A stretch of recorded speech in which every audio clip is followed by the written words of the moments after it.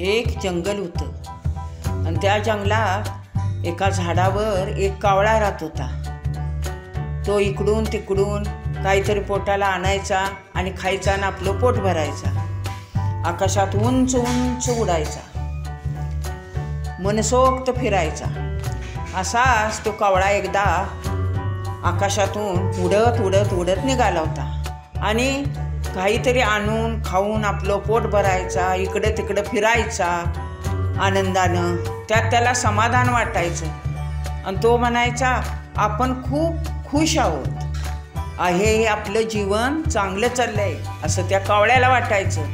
त्यामुळे तो समाधानी होता आणि मग असाच तो एकदा उडत उडत निघाला होता। जाता जाता त्याला काय झालं, जंगलातल्या एका सरोवरात एक हंस पोहत होता, ते त्याला दिसला कावळ्याला। कावळ्याने बघितलं, पांढरा शुभ्र अतिशय देखणा हंस होता। मग कावळा काय म्हणाला, आई किती देखणा आणि सुंदर पक्षी आहे हा, आजपर्यंत आपण असला पक्षी कधीच पाहिला नाही। म्हणून कावळा हळूहळू खाली आला आणि त्या हंसाजवळ गेला, हंसाबरोबर बोलला, म्हणाला, अरे मित्रा, मला तुझे नाव माहीत नाही, तू कोण आहेस आणि तू किती सुंदर आहेस, इतका पांढरा शुभ्र आहेस, किती सुंदर आहेस, देखणा आहेस। त्यावेळेला त्या हंसाने आपली मान वर केली आणि तो कावळ्याला म्हणाला,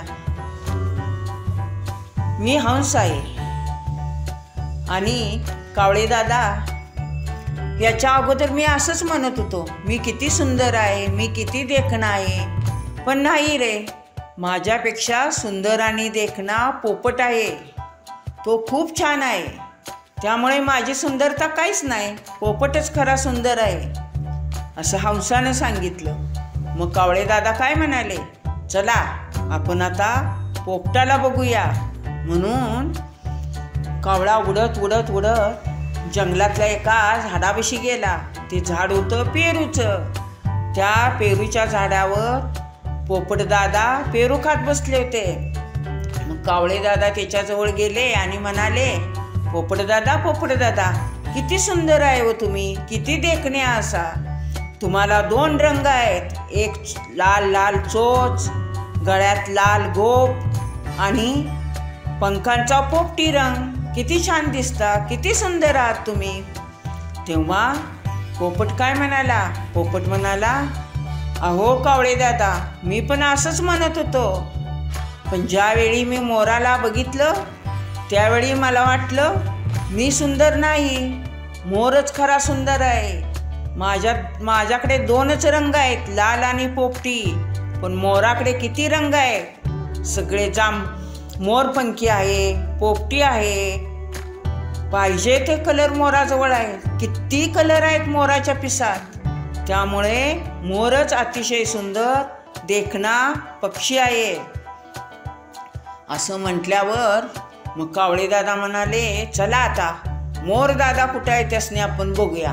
मग उडत उडत उडत कावळे दादा सगळ्या जंगलातनं फिरले, पण त्यांना जंगलात कुठंही मोर दिसला नाही।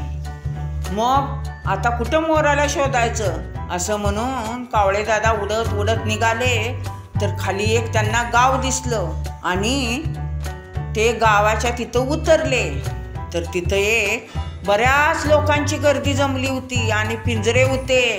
मग त्यांना तिथं पिंजऱ्यात मोर दादा दिसले, वाघ, सिंह, अस्वल असे बरेच प्राणी पिंजऱ्यात होते आणि एका पिंजऱ्यात मोर दादा पण होते। लोक बघत होती त्यांना, फोटो काढत होती त्यांचं, सगळ्या पक्ष्यांचं, प्राण्यांचं, मोर दादाचाही फोटो काढत होते। मग सगळी लोक बाजूला झाल्यावर हळूच कावळे दादा मोर दादाविषयी गेले आणि काय म्हणाले, मोर दादा तुम्ही किती छान आहेसा, किती सुंदर आहेसा, किती देखणे आहात तुम्ही, खरंच तुमचं रूप किती देखणं आहे आणि ही लोक तुमचे फोटो काढतात, त्यामुळे सगळ्यांच्या मनात तुम्ही भरलायसा, सगळ्यांच्या तोंडात तुमचं नाव आहे, त्यामुळे तुम्ही खूपच सुंदर आणि देखणे आहेसा।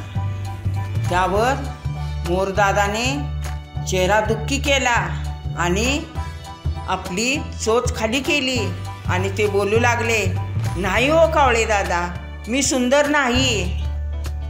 खरे सुंदर तुम्ही असा, कारण मी या पिंजऱ्यात अडकलोय. आम्हाला सगळ्यांना, या प्राण्यांना, पक्ष्यांना पिंजऱ्यात मानवाने कोंडून ठेवलं आहे.